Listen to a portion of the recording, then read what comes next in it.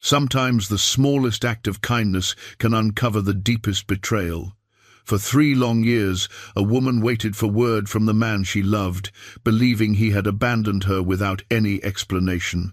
Out on the dusty Chisholm Trail, cowboy Colt Reeves finds a frightened donkey clutching a worn canvas sack in its teeth. Inside are hundreds of stolen letters, their stamps faded by years of careful hiding. One envelope bears his own handwriting, a letter that would have changed everything, a letter his fiancée never received.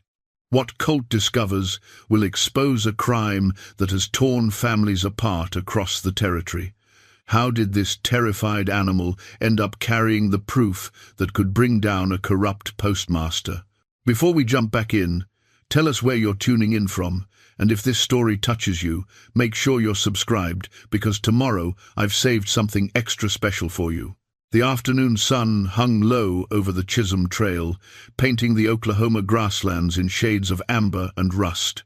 Colt Reeves had been riding since dawn, his buckskin mare picking her way through the scattered stones and prairie grass with the easy confidence of an animal that had covered countless miles. At 44 years old, Colt carried himself with the quiet bearing of a man who had seen enough of the world to know when to speak and when to keep silent. His face was lined and weathered, the kind of face that told a story without words. Deep crow's feet, bracketed eyes, the color of winter smoke, and his jaw carried a salt and pepper beard he kept trimmed short. His hands, rough and scarred from years of hard work, rested easy on the pommel of his saddle. He wore a dusty black vest over a faded blue work shirt, canvas trousers worn thin at the knees, and boots that had been resoled more times than he could count. In his vest pocket, hidden from view, Colt carried a small brass cavalry badge. He rarely took it out anymore, but he knew its every detail by touch alone. The badge bore the crossed sabers of the cavalry and his old unit designation, polished smooth in some places from years of handling, tarnished dark in others. It was the only thing he had kept from his time in uniform, a reminder of the man he used to be before the war changed everything. Colt had served as a cavalry scout during the final years of the Indian Wars, riding ahead of the columns, reading the land, finding water, watching for signs of trouble. He had been good at it too, good enough that his commanding officer had tried to convince him to re-enlist when his term ended. But Colt had seen enough fighting, enough death, enough young men buried far from home. When the army offered him his discharge papers in the spring of '79, he took them without hesitation. What he had not anticipated was how difficult it would be to return to civilian life. The ranch he had grown up on in Texas had been sold after his father's death. His mother had moved east to live with his sister in St. Louis. His younger brother had died of fever during the war. The world Colt had left behind no longer existed, and he found himself adrift, a man without roots or direction. For 3 years he had drifted from one place to another, taking work where he could find it. He had punched cattle in Kansas, mended fences in Colorado, broke horses in New Mexico. The work was honest and the pay was fair, but none of it felt like home, none of it gave him a reason to stay.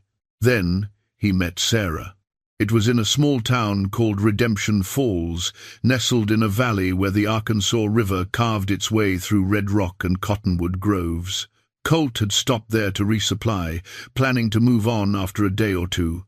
But Sarah Monroe changed everything. She was 28 years old, a widow who ran the general store her late husband had built before he died of pneumonia the previous winter. She had dark auburn hair that she wore pinned up, green eyes that seemed to see right through whatever walls a man might build around himself, and a quiet strength that reminded Colt of his own mother. She was kind without being soft, direct without being harsh, and when she smiled, it was like the sun breaking through clouds. Colt stayed in Redemption Falls for 6 months. He found work at the livery stable, then took a job helping to build a new schoolhouse on the edge of town. He and Sarah began walking together in the evenings, talking about everything and nothing. She told him about her late husband, about the dreams they had shared, about the loneliness of running a business alone. He told her about the war, about the things he had seen, about the restlessness that had driven him across half the frontier. By winter, they were engaged. Sarah gave him a silver pocket watch that had belonged to her father. Colt gave her a carved wooden box he had made himself, lined with red velvet to hold her mother's jewelry. They planned to marry in the spring, to build a life together in Redemption Falls, to finally plant roots in ground that felt like it could hold them. Then came the letter that changed everything. In March of '80, Colt received word that his mother had taken ill in St. Louis. The telegram was brief and urgent. "Come quickly. Doctors say weeks, not months. Your sister needs you." Colt showed the telegram to Sarah, and she insisted he go immediately. Family came first. They would have their whole lives together after he returned. Colt left Redemption Falls the next morning, promising to write as soon as he arrived in St. Louis. He told Sarah he would be back in a month, 2 at most. They would marry in May, just as they had planned. But when Colt reached St. Louis, he found his mother in worse condition than he had feared. The illness had ravaged her, leaving her weak and delirious. His sister Martha was exhausted from weeks of constant care, barely sleeping, trying to manage her own household while tending to their mother. Colt stayed to help, to give Martha respite, to sit with his mother during her lucid moments and hold her hand when the fever took her.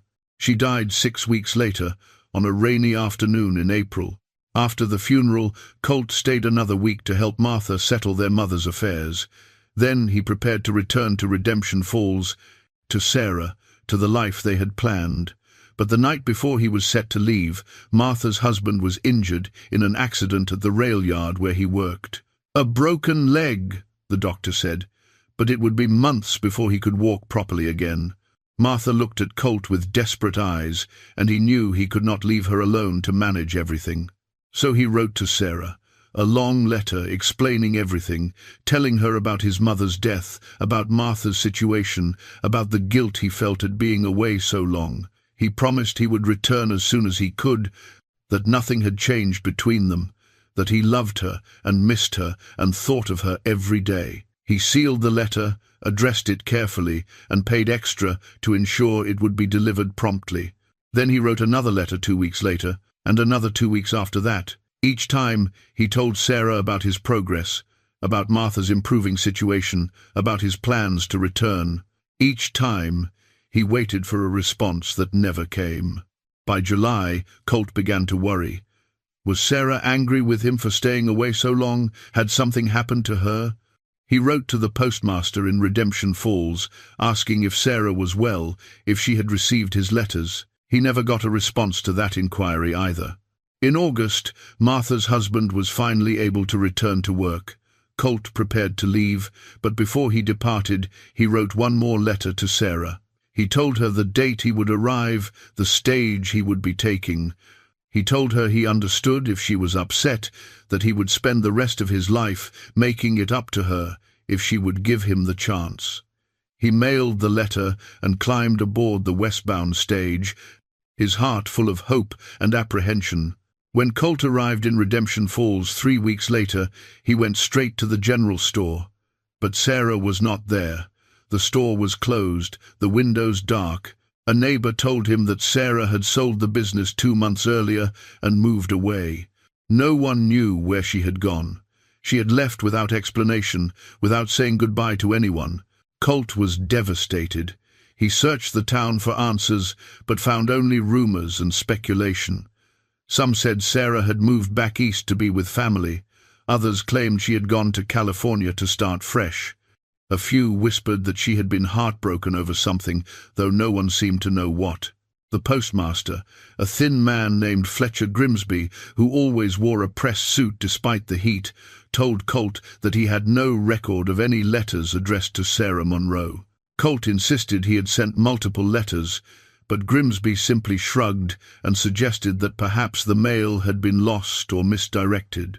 These things happened, especially on the frontier where postal routes were unreliable. Colt left Redemption Falls the same day he arrived, his heart heavy with confusion and loss. He told himself that Sarah must have believed he had abandoned her, that she had given up waiting for word from him. But the question haunted him through the following months and years. Why had none of his letters reached her? How could so much mail simply vanish? He had returned to drifting after that, unable to settle anywhere, unable to shake the feeling that something was deeply wrong. He took jobs that kept him moving, always heading west, away from the memories. He avoided towns where he might have to explain himself, where people might ask about his past or his plans for the future. Now, 3 years later, he was riding a lonely stretch of the Chisholm Trail in the late afternoon heat, still carrying that brass cavalry badge in his vest pocket, still wondering what might have been.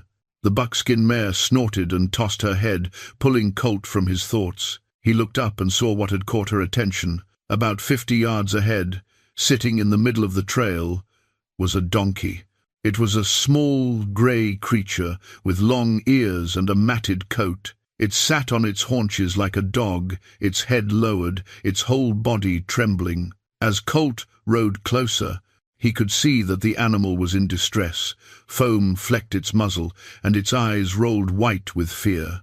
Colt dismounted and approached slowly, speaking in low, soothing tones. The donkey did not run, but it did not relax either. Its ears flicked nervously, tracking every sound, every movement.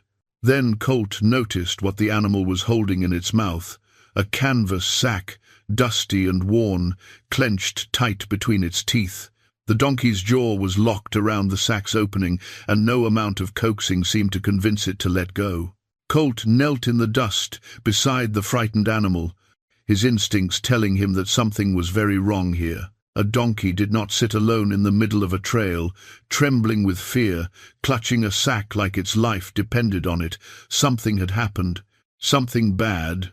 He reached into his saddlebag and pulled out his canteen, pouring water into his cupped palm. The donkey sniffed at it but did not drink. Colt tried offering a piece of hardtack, but the animal ignored that too. Whatever had frightened this creature, it had frightened it badly enough to override even thirst and hunger. Colt sat back on his heels, studying the situation. The donkey bore no brand, no marking of any kind. Its hooves were worn but not shod. It had the look of an animal that had been worked hard and cared for little. There were old scars on its flanks, the kind that came from rough handling or harsh ropes. After several minutes of patient coaxing, Colt managed to get his hands on the canvas sack. The donkey resisted at first, pulling back, but Colt kept his touch gentle and his voice calm. Finally, with a shudder, the animal released its grip. Colt stood, holding the sack. It was heavier than he expected, bulging with contents. The canvas was stained and faded, marked with dust and what might have been dried blood. A chill ran down his spine as he untied the drawstring and looked inside. Letters, hundreds of them, envelopes of every size and color, some crisp and new, others yellowed with age. They were jumbled together, their corners bent, their stamps smudged. Colt pulled one out and looked at the postmark. 5 years old. He pulled out another. 3 years old. Another, just 6 months old.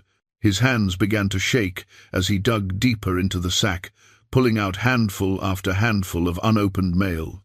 These were not random letters lost in transit. Someone had collected them, hoarded them, kept them from reaching their intended recipients. And then Colt saw his own handwriting. The envelope was near the bottom of the sack, its paper creased and worn. It was addressed to Miss Sarah Monroe, General Store, Redemption Falls, Oklahoma Territory. The return address bore Colt's name and his sister's address in St. Louis. The postmark was dated April 15th, 1880. His first letter, the one explaining why he had stayed in St. Louis, the one promising to return as soon as he could. The letter Sarah had never received. Colt's vision blurred as he stared at the envelope in his hands. All this time he had thought Sarah had abandoned him, had believed she had given up waiting. But she had never gotten his letters. She had no way of knowing he was coming back, no way of knowing he still loved her. Someone had stolen these letters. Someone had kept them from reaching their destinations, and in doing so, that someone had destroyed lives, separated families, broken hearts across the entire territory. Colt looked down at the trembling donkey, Understanding now what had driven it to flee, to hold on to this sack with such desperate determination, this animal had been part of something terrible, and somehow it had escaped with the only evidence that could prove what had happened. He reached into his vest pocket and pulled out his old cavalry badge, turning it over in his palm. For 3 years he had carried this reminder of duty and justice without any clear purpose. Now, standing in the dust of the Chisholm Trail with a sack full of stolen letters and a terrified donkey at his feet, Colt Reeves understood exactly what he needed to do. Colt sat in the dust for a long time. The stolen letters spread around him like fallen leaves.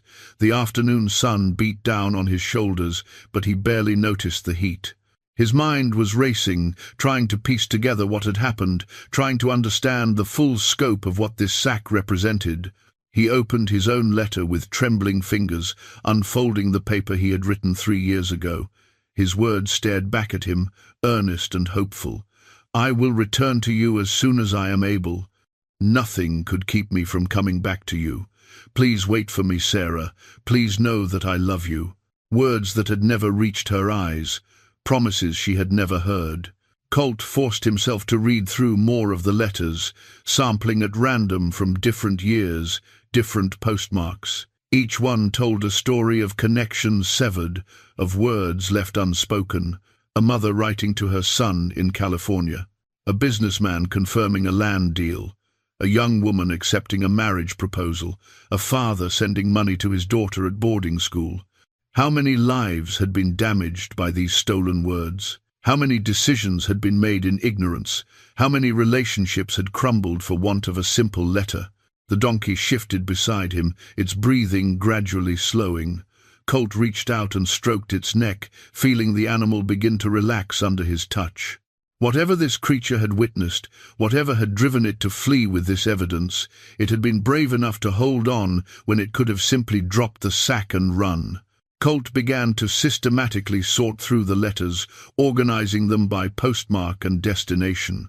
Most were addressed to towns in Oklahoma Territory and southern Kansas. The earliest letter he found was dated March of 1877, more than 5 years ago. The most recent was from 2 weeks past. 5 years of stolen mail, 5 years of systematic theft and manipulation. As he sorted, a pattern began to emerge. Many of the letters were addressed to Redemption Falls, the town where Sarah had lived. But there were also large numbers heading to other nearby settlements, Grey Rock, Willow Creek, Cottonwood Station. All towns within a 50-mile radius, all serviced by the same postal routes. Colt's jaw tightened as understanding dawned. This was not the random work of a lone thief. This was organized, deliberate, sustained over years. Someone with access to the mail system had been intercepting correspondence on a massive scale. Then he found the letter that changed everything. The envelope was addressed in a woman's careful handwriting. Miss Sarah Monroe was written in the return address corner, but the recipient's name made Colt's heart stop. Mr. Colton Reeves. His sister's address in Street Lewis. Sarah had written to him. She had tried to reach him, just as he had tried to reach her. Colt's hands shook as he broke the seal and unfolded the letter. The paper was fine stationery, the kind Sarah would have sold in her store. Her handwriting flowed across the page in graceful loops. "My dearest Colt," the letter began, "it has been 3 months since you left, and I have not heard from you. I tell myself there must be some explanation, that the mail is simply delayed, that you are too busy caring for your mother to write. But my heart is afraid. The silence is deafening." Colt read on, his vision blurring with tears. Sarah described her days running the store, the way the townspeople asked about him, the wedding plans she continued to make despite her growing worry. She wrote about her dreams, her hopes, her faith that he would return. The letter was dated June of 1880, 2 months after he had sent his first letter to her. She had still been waiting, still believing in him. The letter ended with words that cut straight to his soul. "Whatever has kept you away, whatever burden you carry, please know that I will wait for you. Come back to me, Colt. Come back and we will face whatever troubles you together. I love you. I have always loved you. I will love you until my last breath. Your devoted Sarah.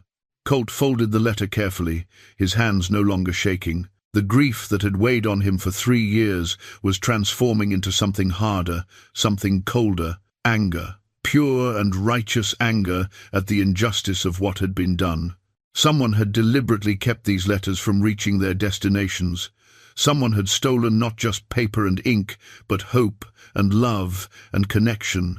Someone had destroyed his future with Sarah and the futures of countless others, for reasons he could not yet fathom. He thought back to his conversation with Fletcher Grimsby, the postmaster in Redemption Falls. The man's smooth dismissal of Colt's concerns, his suggestion that the letters had simply been lost or misdirected.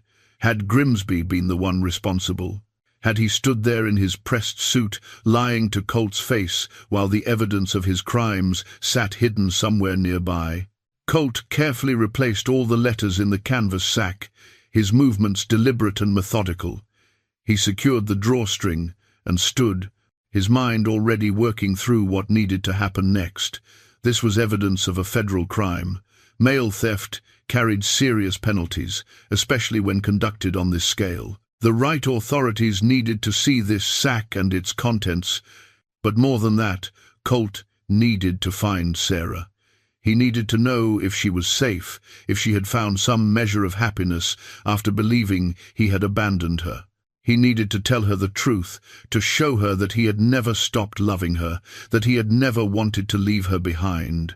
The donkey struggled to its feet, steadier now, watching Colt with wary eyes. Colt reached out slowly, letting the animal sniff his hand. After a moment, the donkey allowed him to stroke its nose. "You and I have some work to do," Colt said quietly. "You carried this evidence away from whoever did this. Now we need to make sure it reaches the people who can set things right." He led the donkey to a patch of grass near the trail and let it graze while he retrieved his mare. The sun was dropping toward the horizon now, painting the sky in shades of orange and purple. Colt estimated he was about 15 miles from the nearest town, a place called Grey Rock that he had passed through once before. Grey Rock had a telegraph office. He could send wires from there, contact the Federal Marshal Service, alert the authorities to what he had found. But something made him hesitate. If the person responsible for this theft was indeed Fletcher Grimsby, the postmaster in Redemption Falls, then others in the postal system might be compromised as well. He needed to be careful about who he trusted, about how he proceeded. Colt tied the canvas sack securely to his saddle, then fashioned a lead rope for the donkey. The animal followed without resistance, seeming to understand that it had found an ally. As they walked, Colt found himself talking to the creature, thinking out loud. "Someone used you to haul this mail to a burn pit, I'd wager," he said. "Probably been doing it for years, but you got loose somehow, or you got smart and ran. Either way, you held onto this sack like you knew it mattered." The donkey's ears flicked toward him, and Colt smiled, despite everything. "I know what it feels like to carry something heavy," he continued, "to hold on to hope when everything says to let go. You did good, friend, real good." As darkness fell, Colt made camp in a small grove of cottonwoods near a creek. He built a fire, more for light than warmth, and prepared a simple meal of coffee and hardtack. The donkey grazed nearby, finally willing to eat and drink now that the immediate danger had passed. Colt sat by the fire, his cavalry badge in one hand and Sarah's letter in the other. For 3 years he had been adrift, a man without purpose or direction. He had told himself that some things were simply lost forever, that the past could not be reclaimed. But now he held proof that his past had been stolen, not lost, that Sarah had not abandoned him, that she had written to him, that she had loved him just as fiercely as he loved her. Someone had taken that from both of them, and Colt intended to find out who and why. He thought about the other letters in that sack, about all the other lives that had been damaged or destroyed, the mother who never heard from her son, the business deal that fell through, the marriage proposal that went unanswered, the money that never reached its destination. Each letter represented someone's trust betrayed, someone's hope crushed. Colt looked down at his cavalry badge, feeling its weight in his palm. During the war, he had sworn an oath to protect and serve. That oath had never been rescinded, never truly set aside. It had simply been waiting for a moment like this, a cause worth fighting for. He stood and looked toward the south, toward Redemption Falls and whatever answers waited there. The fire crackled behind him, casting long shadows across the grassland. Tomorrow he would ride for Grey Rock and begin asking questions. He would find out who had stolen these letters and why. He would uncover the full scope of this conspiracy, no matter how deep it went. And then, God willing, he would find Sarah and tell her the truth. The donkey brayed softly, and Colt turned back to the fire. He pulled his bedroll close and settled in for the night, the canvas sack within arm's reach. He would not let this evidence out of his sight until it was safely in the hands of someone who could use it to deliver justice. As he closed his eyes, Colt thought about Sarah's words. "I will wait for you. Come back to me. We will face whatever troubles you together." He had not been able to come back to her then, but he could fight for her now. He could uncover the truth that had been hidden, expose the lies that had kept them apart. It was not too late. Not yet. The stars wheeled overhead, indifferent and eternal, as Colt drifted toward sleep. Tomorrow would bring new challenges, new dangers, but tonight, for the first time in 3 years, he felt something he had almost forgotten. He felt hope. Colt reached Grey Rock shortly before noon the following day. The town sat in a shallow valley where 3 trails converged, making it a natural stopping point for travelers and freight wagons. A main street ran for about 200 yards, lined with the usual collection of businesses: a general store, a saloon, a livery stable, a small hotel, and a whitewashed building that served as both post office and telegraph station. The town was quiet this time of day, most folks taking their midday meal indoors out of the sun. Colt guided his mare toward the livery, the donkey trailing behind on its lead rope. The stable owner, a barrel-chested man with graying hair and a leather apron, looked up from his work and raised an eyebrow at the odd procession. "Afternoon," Colt said, dismounting. "Need to board these 2 for a few hours while I handle some business." The stable owner nodded, his eyes lingering on the donkey. "That's a male donkey if I ever saw one. Where'd you come by it?" Colt had anticipated this question. "Found it wandering loose on the Chisholm Trail yesterday. Seemed distressed, so I brought it along. Figured someone might be looking for it." The man scratched his beard thoughtfully. "Male donkeys usually belong to the postal service. Might want to check with Virgil Blackwood over at the post office. He'd know if one went missing." Colt nodded, filing away the name. "I'll do that. Much obliged." After settling his animals and paying for their keep, Colt made his way to the hotel with the canvas sack slung over his shoulder. He secured a room on the 2nd floor, one with a window that overlooked the main street and a sturdy door with a working lock. Once inside, he hid the sack under the bed, covering it with his bedroll and saddlebags. The evidence would be safe there while he did some preliminary investigating. Before leaving the room, Colt examined the contents of the sack one more time. As he sorted through the letters, his fingers caught on something that was not paper. He pulled out a torn piece of parchment, heavier than a letter, with columns of numbers and abbreviated notes. It was a page from a ledger book, the kind used for accounting. The entries were written in a tight, meticulous hand, and they appeared to document transactions of some kind. But the notations were cryptic initials rather than names, codes rather than clear descriptions. One entry caught Colt's eye: FM to RE, Land Parcel C14, $200. Another read, Letter intercepted, marriage dissolved, property acquired. A third simply said, Foreclosure complete, family departed. Colt's blood ran cold as he studied the page. This was not just about stealing mail. This was about using that stolen mail to manipulate people's lives for financial gain.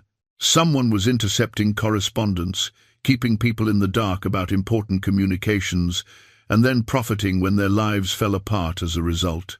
The initials FM appeared multiple times throughout the ledger page. If Colt's suspicions were correct, those initials stood for Fletcher Grimsby, the postmaster in Redemption Falls.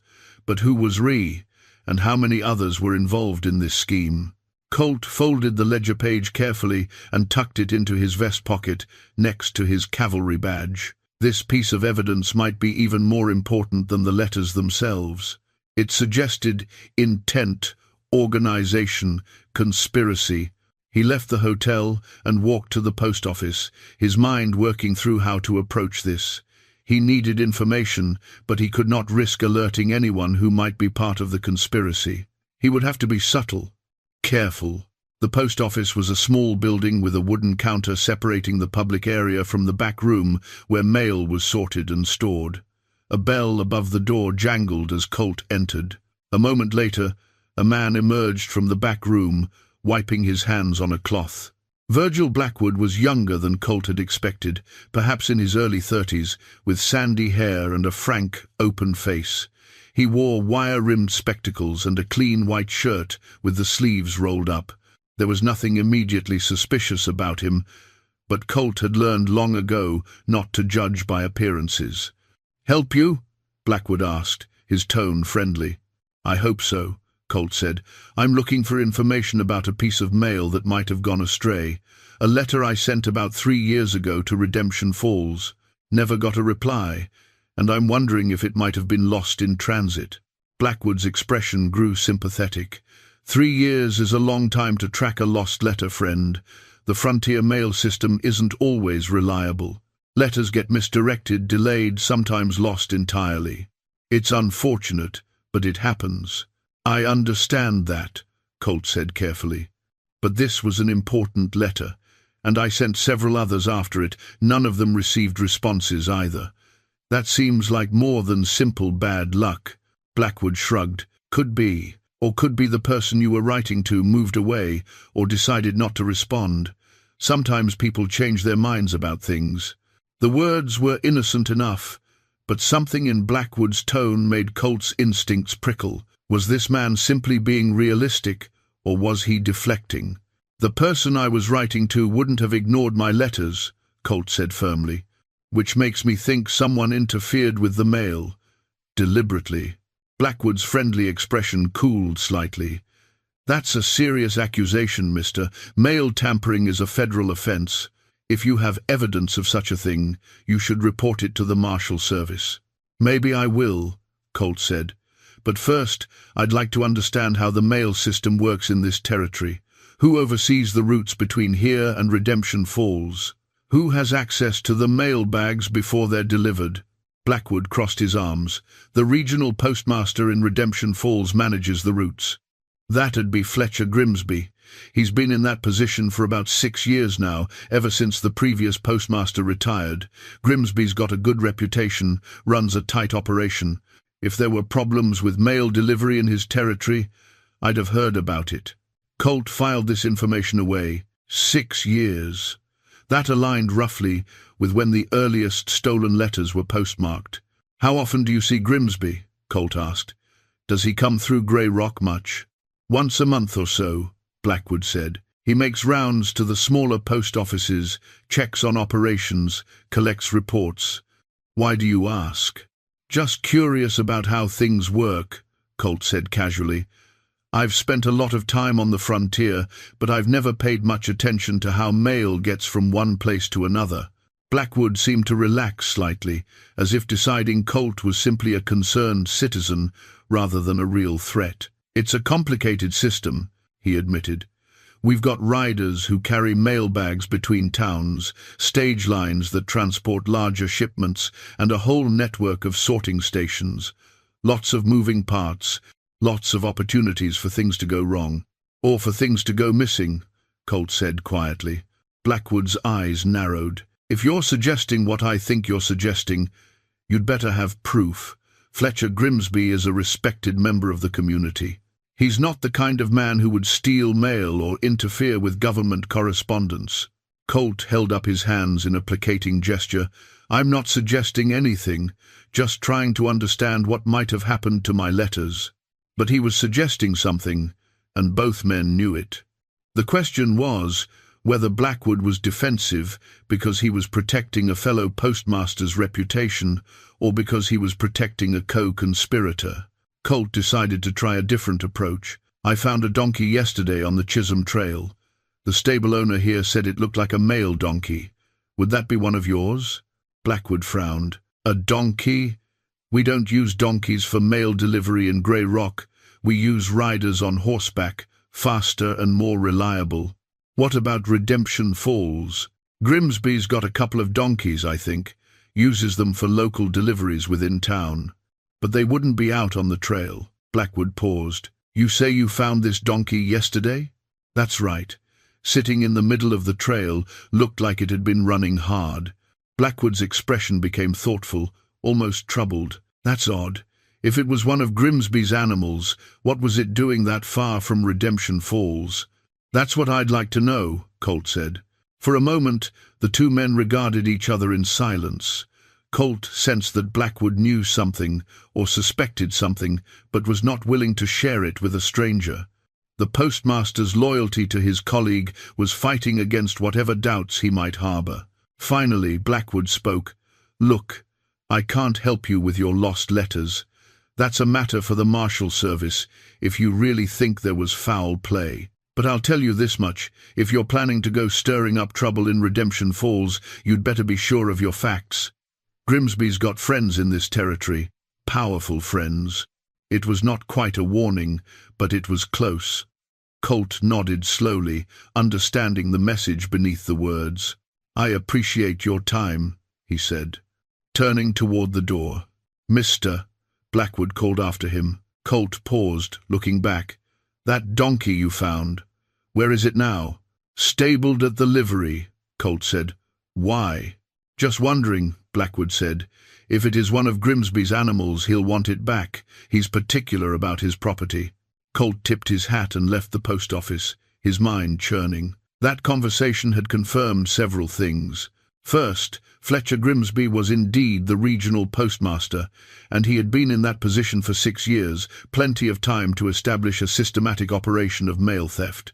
Second, Grimsby used donkeys for deliveries, which explained where the animal Colt had found had come from. Third, and most troubling, Grimsby apparently had powerful friends who would protect him if accusations were made. Colt walked back toward the hotel, keeping his eyes open, watching the street. He had stirred the pot by asking questions. If Blackwood was involved in the conspiracy, or even just loyal enough to warn Grimsby, then Colt's presence and his questions would be reported. That meant he needed to move quickly, before anyone had time to cover their tracks or destroy evidence. The afternoon sun beat down as Colt climbed the stairs to his hotel room. He unlocked the door and stepped inside, immediately checking to ensure the canvas sack was still hidden under the bed. It was there, untouched, but as Colt straightened, he noticed something that had not been there before, a slip of paper, folded once, lying on his pillow. He picked it up and unfolded it. The message was brief, written in an uneven hand. "You're asking dangerous questions. Leave Grey Rock before sundown if you value your life." Colt stared at the note for a long moment, then crumpled it in his fist. Someone had been watching him. Someone had entered his room while he was at the post office. Someone wanted him gone, which meant he was getting close to something important. He smiled grimly and tucked the note into his pocket alongside the ledger page and his cavalry badge. Whoever had written that warning had made a mistake. They had shown their hand too early, revealed that Colt was a threat. And Colt Reeves had never been good at backing down from threats. Colt did not leave Grey Rock before sundown.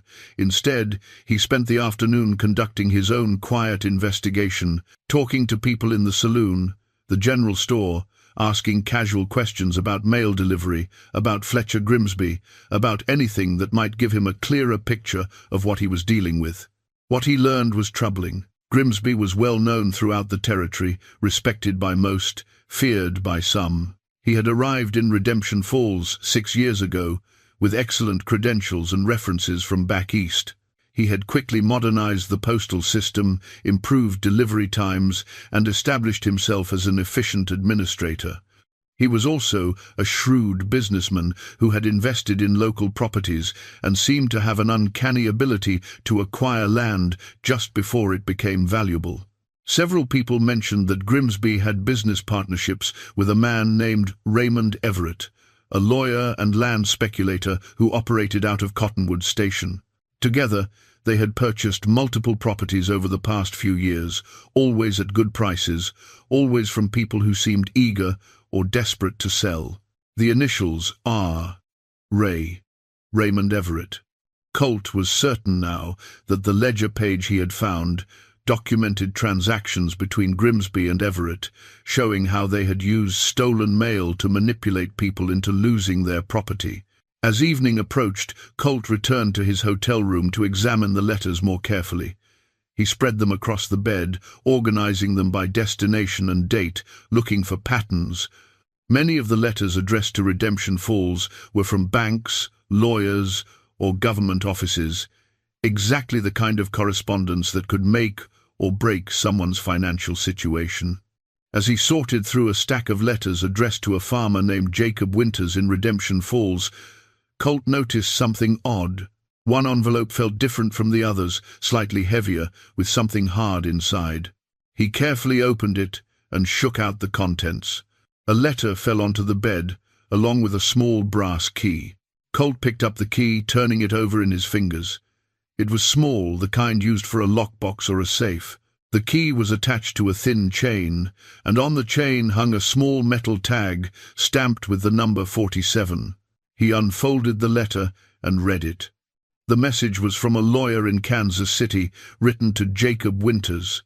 "Mr. Winters, your late uncle's estate has been settled. As discussed, I am sending the key to the safe deposit box containing his personal effects and the deed to his property in Colorado. Please present this key and proper identification at the First Bank of Kansas City to claim your inheritance." The letter was dated 2 years ago. Colt's jaw tightened. Jacob Winters had never received this letter, which meant he never knew about his inheritance. And if Grimsby had intercepted this letter, he would have known about the inheritance too. Colt rifled through more letters addressed to Winters, finding several others from the same law firm, each one more urgent than the last. "Mr. Winters, we have not received a response to our previous correspondence. Please contact us regarding your uncle's estate." The final letter was marked, "Final Notice. If we do not hear from you within 30 days, the estate will be settled according to state law, and the property will be sold at auction." It was a perfect scheme. Grimsby intercepts the letters about the inheritance. Winters never knows he has money coming. The property goes to auction, and who would be there to buy it at a bargain price? Someone with inside information, like Fletcher Grimsby or his partner Raymond Everett. Colt pocketed the key, adding it to his growing collection of evidence. He needed to find Jacob Winters to tell him what had happened. But first, he needed to understand the full scope of the conspiracy. A knock at the door interrupted his thoughts. Colt tensed, his hand moving to the revolver at his hip. "Who is it?" "Virgil Blackwood," came the reply. "From the post office. I need to talk to you." Colt approached the door cautiously, opening it just wide enough to see the hallway. Blackwood stood there alone, his hands visible and empty. He looked nervous, glancing up and down the corridor. "May I come in?" Blackwood asked. "I'd rather not be seen talking to you in public." Colt studied him for a moment, then stepped aside. Blackwood entered quickly, and Colt closed the door behind him. "I'm taking a risk coming here," Blackwood said without preamble. "If certain people find out I talked to you, it could go badly for me." "What people?" Colt asked, though he already knew the answer. "Fletcher Grimsby and his associates," Blackwood said. He noticed the letters spread across the bed and his eyes widened. "Good Lord, where did you get all those?" "From the donkey I found," Colt said. "The one you said looked like a male donkey. These letters have been stolen, Blackwood, stolen and hidden for years. Some of them are mine. Letters I sent to someone I cared about, letters that never reached her." Blackwood sank into the room's only chair, his face pale. "I suspected something was wrong. I've suspected for months. But I had no proof." And Grimsby is so well connected that making accusations without evidence would have been career suicide. "Tell me what you know," Colt said. Blackwood took a deep breath. "About 8 months ago, I started noticing irregularities in the mail logs. Letters that should have been delivered weren't showing up in the receipt records. At first, I thought it was just sloppy bookkeeping, but then I noticed a pattern. The missing letters were always ones that seemed important: legal documents, bank correspondence, personal letters with money enclosed. You brought this to Grimsby's attention?" "I tried," Blackwood said bitterly. "He dismissed my concerns, said I was seeing problems where none existed. He reminded me that he was the regional postmaster and I was just a small-town clerk. He suggested that if I valued my position, I should focus on my own work and not worry about things above my station." Colt nodded, understanding. "He threatened you?" "Not in so many words, but yes. And then strange things started happening. My horse went lame under suspicious circumstances. My room at the boarding house was broken into, though nothing was taken. I got the message: keep quiet or face consequences." "But you're here now," Colt observed. "Talking to me." Blackwood met his eyes. "Because those letters on your bed represent people's lives being destroyed. I've turned a blind eye for months because I was afraid, but I can't do it anymore. Not after seeing the evidence right in front of me." "Do you know where Grimsby keeps his records?" Colt asked. "If he's been doing this systematically, there must be documentation somewhere. Ledgers, accounts, lists of intercepted mail." "He has an office in Redemption Falls, in the back of the post office building," Blackwood said. "I've never been inside, but I know he keeps it locked at all times. He's very particular about who has access." Colt pulled out the torn ledger page and showed it to Blackwood. "I found this in the mail sack. Does this look like Grimsby's handwriting?" Blackwood studied the page, his expression growing darker. "Yes, that's his hand. And these transactions," he looked up at Colt. "This isn't just mail theft. This is fraud, extortion, conspiracy. If this goes to trial, Grimsby and everyone involved could hang." "Which is why they'll fight hard to keep it hidden," Colt said, "and why they're trying to scare me off." Blackwood stood, his jaw set with new resolve. "What do you need from me?" "Information," Colt said.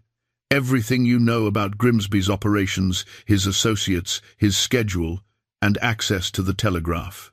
I need to contact the Federal Marshal Service, but I need to be sure the message actually gets sent and doesn't get intercepted." "I can do that," Blackwood said. "I'll send it myself, tonight, after the office closes.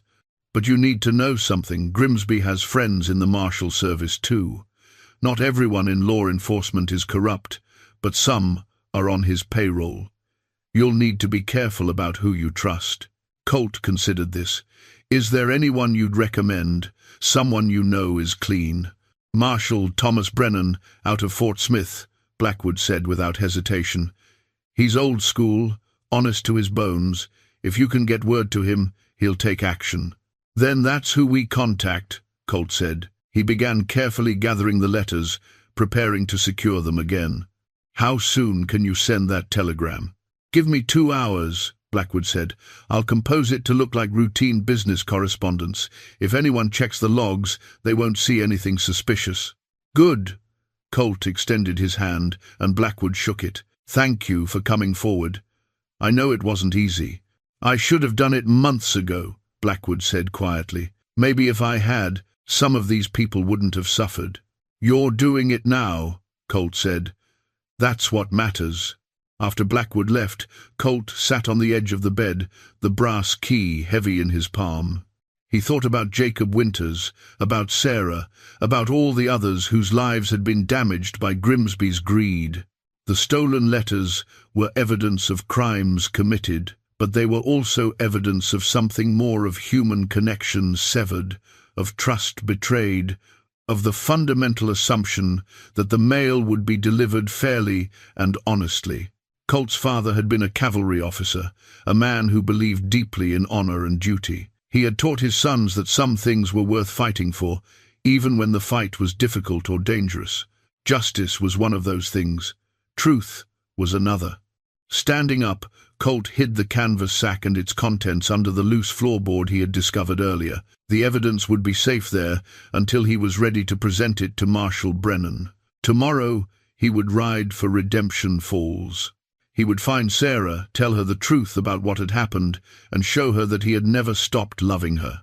But tonight, he would rest and prepare, because he knew that once he arrived in Redemption Falls and confronted Grimsby, there would be no turning back. The man would fight to protect his empire of lies, and that fight might turn violent. Colt checked his revolver, ensuring it was loaded and clean.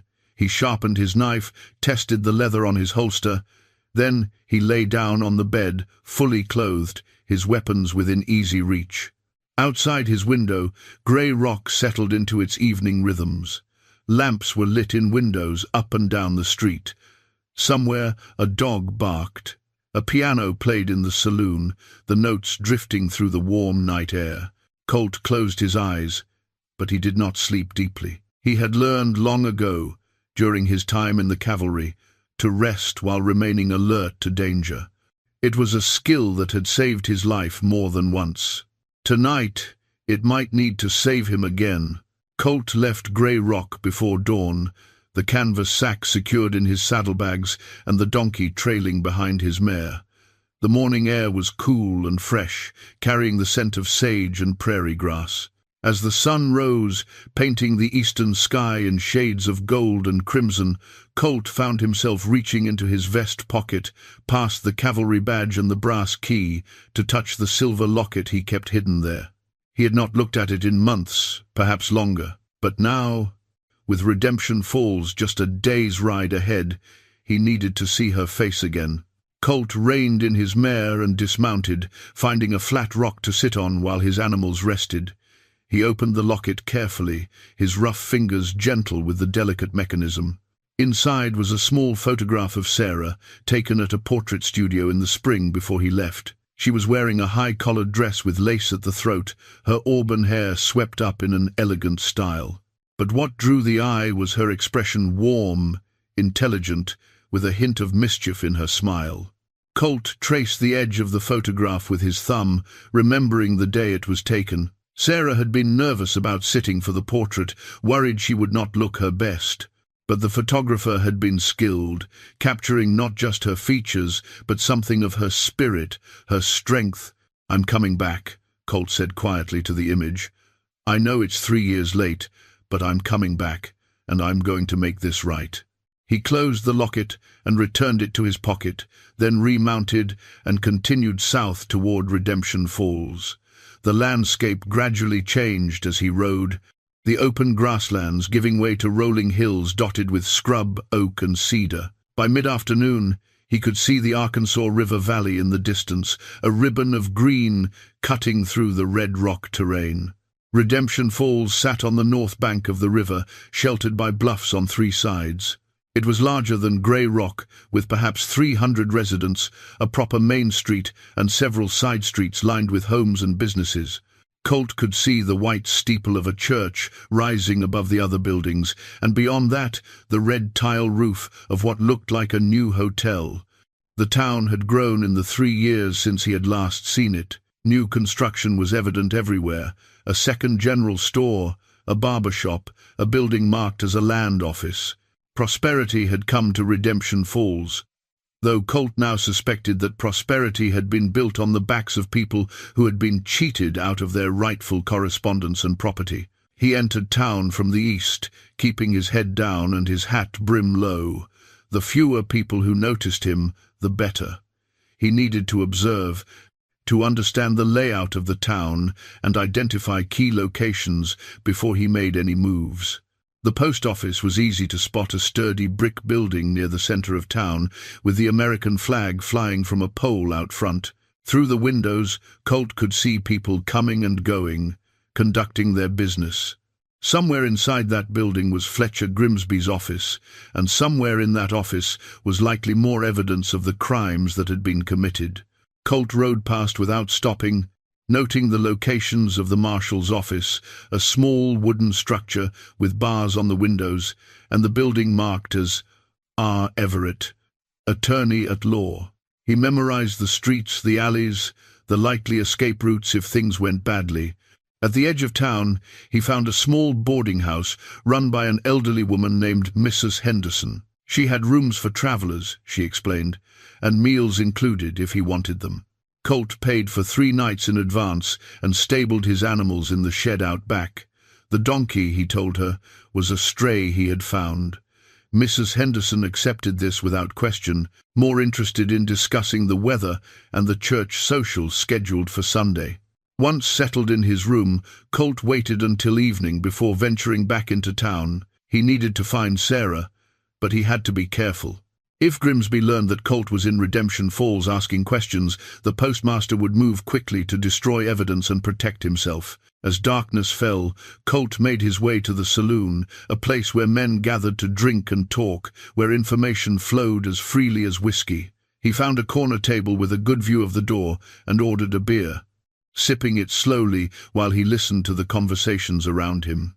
It did not take long to hear Grimsby's name mentioned. 2 men at the bar were discussing a property auction scheduled for next week, a farm on the outskirts of town that was being sold for back taxes. The owner had apparently fallen behind on payments and was being forced to sell. "Shame about the Kendrick place," one man said. "Tom Kendrick was a good farmer, but he never recovered after his wife passed. Lost his will to keep going, I think. Didn't help that his brother never came through with that loan he promised," the other man replied. "Tom was counting on that money to keep the farm afloat." "You think the brother really backed out, or did something happen to the letter?" the first man asked, lowering his voice. "Seems like an awful lot of folks around here have had troubles with mail not arriving when it should." "Careful talking like that," his companion warned. "Grimsby's got ears everywhere, and he doesn't take kindly to people questioning how he runs things." The conversation moved on to other topics, but Colt had heard enough. The pattern was clear. People across the territory were being systematically isolated from crucial correspondence, and when they fell into financial trouble as a result, their property was bought up by Grimsby and his associates. After an hour, Colt left the saloon and walked through the quiet streets, his mind working through the problem. He needed to find Sarah, but he could not simply walk up to her door, assuming she even lived in Redemption Falls anymore. He needed information, and he needed it without arousing suspicion. The next morning, Colt returned to the general store he had passed the day before. It was not the store Sarah had owned, which had apparently been sold and converted into something else. This was a new establishment, larger and more modern. Behind the counter stood a young woman with kind eyes and flour on her apron. "Help you?" she asked brightly. "I hope so," Colt said, adopting the manner of a man seeking old friends. "I'm looking for someone who used to live here, a woman named Sarah Monroe. We were acquainted some years back, and I was hoping to reconnect." The young woman's expression grew sad. "Oh, Miss Monroe, yes, I remember her. She ran the old general store before I came to town. But she left Redemption Falls about 3 years ago, sold her business and moved away." Colt's heart sank, though he tried not to show it. "Do you know where she went?" "I'm afraid not. She left rather suddenly, from what I understand. Some folks said she went back east, others thought she might have gone to California. She didn't tell many people her plans." The young woman paused, then added quietly, "There were rumors she had suffered some kind of heartbreak. A man she was supposed to marry, who never came back for her." The words hit Colt like a physical blow. Sarah had not just left Redemption Falls, she had fled, heartbroken, believing he had abandoned her. And all because Grimsby had stolen their letters, had kept them from knowing the truth. "Thank you," Colt managed to say. "I appreciate your help." He left the store and walked aimlessly for a while, trying to contain the anger and grief warring inside him. Sarah was gone, scattered to the wind, and he had no way of knowing where she had ended up. He could search for years and never find her. But perhaps he did not need to search. Perhaps, if he exposed Grimsby's crimes and got justice for all those who had been wronged, word would spread. Stories would be published in newspapers across the territories. And maybe, just maybe, Sarah would hear about it. She would learn that Colt had not abandoned her, that he had fought to uncover the truth and make things right.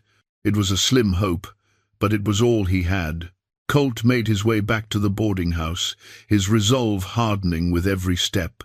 He would bring down Fletcher Grimsby and Raymond Everett. He would expose their conspiracy, free the people of this territory from their manipulation, and ensure that no one else would suffer as he and Sarah had suffered. That evening, as he sat in his room cleaning his revolver, there was a soft knock at his door. Colt tensed, his hand moving to his weapon. "Who is it?" "Mrs. Henderson, dear. I've got a telegram for you. Just came in this afternoon." Colt opened the door and accepted the envelope she offered. "Thank you, ma'am." After she left, he opened the telegram and read the brief message. It was from Marshal Brennan in Fort Smith, routed through Virgil Blackwood in Grey Rock. "Received your information. Stop. Evidence compelling. Stop will arrive. Redemption falls in 3 days. Stop. Maintain surveillance, but take no action until my arrival. Stop, Brennan." 3 days. Colt could maintain his cover for 3 days, gather more evidence, prepare for the marshal's arrival. It would not be easy, but it was manageable. He folded the telegram and tucked it into his pocket, next to Sarah's locket. The end game was beginning. Soon, Fletcher Grimsby would face justice for what he had done, and Colt Reeves would finally have a measure of peace. For 2 days, Colt watched and waited. He moved through Redemption Falls like a ghost, observing without being observed, noting the rhythms of the town and the patterns of the people who ran it. He learned that Fletcher Grimsby arrived at the post office each morning at precisely 8 o'clock, stayed until noon, then returned to his house on the north edge of town for his midday meal. In the afternoons, he often visited Raymond Everett's law office, where the two men would meet behind closed doors for hours at a time. Colt also learned that Grimsby employed 2 men as enforcers, rough characters named Pike and Dalton, who ostensibly worked as mail carriers, but spent most of their time intimidating anyone who asked too many questions or fell behind on payments they owed to Grimsby's various business ventures. These were the men who had likely left the threatening note in Colt's room back in Grey. Anyone who asked too many questions or fell behind on payments they owed to Grimsby's various business ventures. These were the men who had likely left the threatening note in Colt's room back in Grey Rock. On the second evening, Colt followed the donkey's trail backward, using his old cavalry scout skills to read the signs the animal had left during its desperate flight. The tracks led him away from town, into the hills west of Redemption Falls, to a secluded ravine hidden behind a stand of cottonwood trees. What he found there made his blood run cold. The ravine showed signs of regular use, cleared ground, trampled earth, and in the center a large fire pit ringed with stones. But it was what lay scattered around the pit that told the true story. Fragments of paper, partially burned, their edges blackened and curled. Hundreds of them, maybe thousands, scattered across the ground like fallen snow. Colt knelt and began gathering the fragments, piecing together what he could read. Most were too damaged to salvage, but a few bore legible words. "My dearest daughter, I am writing to inform you. The sum of $200. With deepest sympathy for your loss." This was where Grimsby had been destroying the evidence. He would intercept letters, read them to identify anything valuable or useful, extract any money or documents enclosed, and then haul the empty envelopes here to be burned. The donkey had likely made this trip dozens of times, carrying sacks of doomed correspondence to be reduced to ash. But on its last trip, something had spooked the animal. Maybe it had finally had enough of being used for such evil purposes. Maybe it had sensed danger. Whatever the reason, it had bolted with a full sack still in its possession, fleeing down the trail where Colt had found it. Colt carefully collected several of the partially burned fragments and placed them in his pocket. They were damaged, but they were still evidence. Combined with the intact letters and the ledger page, They painted a comprehensive picture of systematic mail fraud conducted over years. As he worked, Colt heard voices approaching through the trees. He quickly moved into the shadows, crouching behind a fallen log. Two men emerged into the clearing, Pike and Dalton. They were arguing about something, their voices carrying clearly in the evening air. "Grimsby's getting nervous," Pike said. He was a tall man with a scarred face and mean eyes. "That stranger asking questions in Grey Rock has him spooked. Blackwood sent word that the man was asking about mail theft, about lost letters. We should have dealt with him when he was in Grey Rock," Dalton replied. He was shorter but broader, built like a bull, with hands that looked capable of breaking bones. But Grimsby said to just warn him off, see if he'd take the hint. Well, he didn't take the hint. Blackwood says he left town heading south. That means he's probably here in Redemption Falls by now. Dalton spat into the fire pit. Then we find him and make sure he doesn't ask any more questions, permanent-like. Grimsby wants it to look like an accident. He doesn't need a murder investigation drawing attention. An accident, Dalton laughed darkly. Sure. Stranger falls off his horse, breaks his neck. These things happen. Colt's hand moved to his revolver, but he kept still. 2 against 1, in an isolated location, the odds were not good, even for someone with his experience. Better to wait, to learn what he could, and avoid confrontation until Marshal Brennan arrived. Pike walked to the edge of the fire pit and kicked at some of the burned fragments. We need to clean this up better. Too much evidence lying around. Who's going to find it? This ravine is miles from anywhere. Nobody comes out here. The donkey came from here. If that stranger found the donkey, maybe he can track it back to this spot. Dalton considered this. You might be right. We'll come back tomorrow with shovels, bury all this ash deep, maybe burn the pit itself, make it look like a natural fire.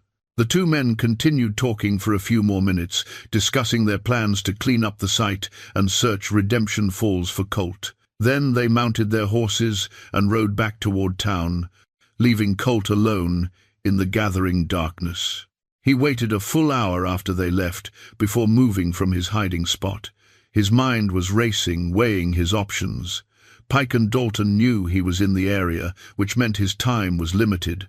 They would be searching for him, and if they found him before Marshal Brennan arrived, they would kill him and make it look like an accident. Colt needed to go to ground, to hide somewhere safe until the marshal came. But he also needed to keep watching Grimsby to ensure the postmaster did not destroy evidence or flee before justice could be served. As he made his way back to town through the darkness, Colt formulated a plan. He would move out of the boarding house and find a less obvious place to stay. Mrs. Henderson was kind, but she was also talkative, and if Pike and Dalton started asking questions, she would innocently reveal everything she knew about her guest. There was an old stable on the outskirts of town, one that had been abandoned after its owner died the previous winter. Colt had noticed it during his reconnaissance. It would provide shelter and concealment, and it was close enough to Grimsby's house that Colt could maintain surveillance. He returned to the boarding house after midnight, moving quietly. He gathered his belongings, including the precious canvas sack hidden under his bed, and left payment for the remaining nights on the dresser, along with a note thanking Mrs. Henderson for her hospitality. The stable was dark and musty but structurally sound. Colt made a nest in the loft, where he could see the road through gaps in the walls but remain hidden from view. He settled in with his rifle across his knees, watching the moonlight paint silver patterns across the ground below. Tomorrow was the 3rd day. Tomorrow, Marshal Brennan would arrive in Redemption Falls, and tomorrow Fletcher Grimsby's empire of lies would begin to crumble. But Colt knew that Grimsby would not go quietly. Men like him never did. They fought to the last breath, using every weapon at their disposal, hurting anyone who stood in their way. The next 24 hours would be dangerous. Colt needed to stay alive, stay hidden, and keep Grimsby under observation. It seemed simple enough, but Colt's instincts told him that something was going to go wrong. These kinds of plans always had complications. He thought about Sarah, about the life they might have had if Grimsby had not stolen their letters. 3 years of separation, 3 years of pain and loneliness, all because one man had decided that his greed was more important than other people's happiness. Colt pulled out Sarah's locket and opened it, studying her photograph in the moonlight. "I'm going to make this right," he whispered. "Even if I can't find you, even if you never know what I did, I'm going to make sure nobody else suffers like we did." He closed the locket and tucked it away, then checked his weapons one more time. The revolver was loaded and clean, the rifle was ready. His knife was sharp. He was as prepared as he could be for whatever tomorrow might bring.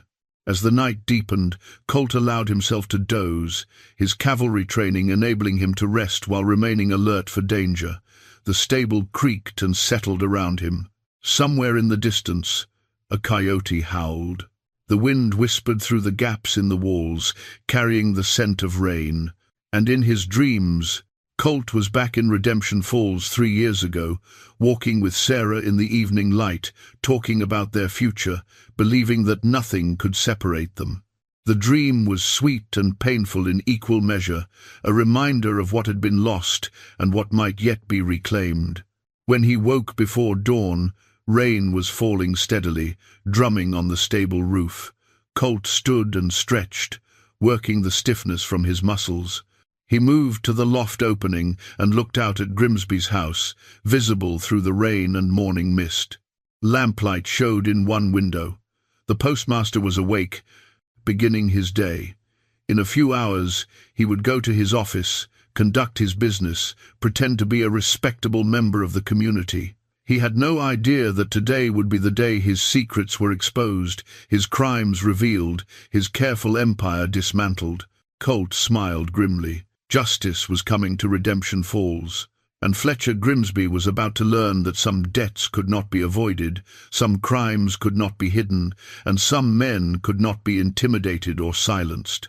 The rain continued to fall as Colt settled back into his hiding place to wait for Marshal Brennan's arrival. The endgame had begun. Marshal Thomas Brennan arrived in Redemption Falls at 10 o'clock in the morning, riding a grey gelding and wearing a long duster coat that shed the rain like oil. He was in his late 50s, with iron-grey hair and a weathered face that spoke of long years on the frontier. He moved with the deliberate confidence of a man who had seen every kind of trouble and knew how to handle it. Colt watched from his hiding place in the stable as Brennan dismounted in front of the marshal's office. The federal lawman went inside, presumably to meet with the local marshal and establish his authority. Within the hour, Colt knew, Brennan would be looking for him, ready to review the evidence and plan their next move. But before Colt could leave his hiding place, he saw something that made his blood freeze. A woman emerged from the millinery shop across the street, carrying a package wrapped in brown paper. She wore a simple grey dress and a bonnet that partially concealed her face, but Colt would have recognized her anywhere. Sarah. She was alive. She was here. She had not left Redemption Falls at all. Colt's mind reeled as he watched her walk down the street, moving with the careful steps of someone who carried a heavy burden. She looked thinner than he remembered. Her shoulders hunched slightly, as if against more than just the rain. There was something defeated in her posture, something broken that had not been there 3 years ago. He wanted to call out to her, to run after her, to tell her everything, but something held him back. Why had the woman at the general store lied about Sarah leaving town? Why had everyone, he asked, told him she was gone? Colt watched as Sarah turned down a side street, heading toward the poorer section of town, where small cottages huddled together behind picket fences. He waited until she was out of sight, then climbed down from the loft and followed at a distance, keeping to the shadows. Sarah stopped at a small house at the end of the street, one that badly needed paint and had a sagging porch. She climbed the steps carefully and disappeared inside. Colt positioned himself behind a neighbor's shed where he could observe without being seen. For the next hour, nothing happened. Then a woman emerged from the house next door and called over the fence. "Mrs. Grimsby, are you home? I've got those eggs you wanted." Colt felt the world tilt beneath him. Mrs. Grimsby. The neighbor woman called again, and Sarah appeared on the porch. "Thank you, Mrs. Patterson. That's very kind." Her voice was soft, subdued. Nothing like the vibrant woman Colt remembered. "How are you feeling today, dear? Any better?" "About the same, thank you." Sarah accepted a basket of eggs and retreated back inside. Colt stood frozen, his mind struggling to process what he had just heard. Sarah was married to Fletcher Grimsby, the man who had stolen their letters, who had kept them apart, who had built his fortune on lies and deception. That man had somehow married Sarah. It made no sense. Sarah would never have married Grimsby willingly. She loved Colt. She had written to him, waited for him, unless Grimsby had told her something, a lie so convincing that it had broken her hope and driven her into a desperate choice. Colt needed answers. He needed to understand how this had happened, and he needed to get Sarah away from Grimsby before the postmaster realized that everything was about to come crashing down around him. He made his way back toward the center of town, his mind racing. He found Marshal Brennan outside the local marshal's office, speaking with the town's lawman, a young man named Deputy Simmons, who looked nervous and out of his depth. "Marshal Brennan," Colt said quietly, approaching from the side. "I'm Colt Reeves. We need to talk." Brennan turned, his sharp eyes taking in Colt's appearance in an instant. "Mr. Reeves, I got your evidence from Blackwood. Compelling material. We need to discuss how to proceed." "There's been a development," Colt said. "Can we speak privately?" They adjourned to a small office inside the marshal's station. Colt explained what he had just discovered, that Sarah was alive, still in Redemption Falls, and somehow married to Fletcher Grimsby. Brennan listened intently, his expression growing darker with each revelation. "This adds a complication," Brennan said when Colt finished. "If Mrs. Grimsby is involved in her husband's crimes—" "She's not involved," Colt said firmly. "I know this woman. She's honest, decent. If she married Grimsby, it's because she was deceived somehow." "We'll need to question her," Brennan said, "but carefully. If Grimsby suspects we're moving against him, he might flee or destroy evidence. Or worse, he might harm his wife to keep her from testifying." Colt's jaw tightened. "Then we move quickly. Today." "Agreed. But first, I need to see all the evidence you've collected. Letters, ledger pages, everything."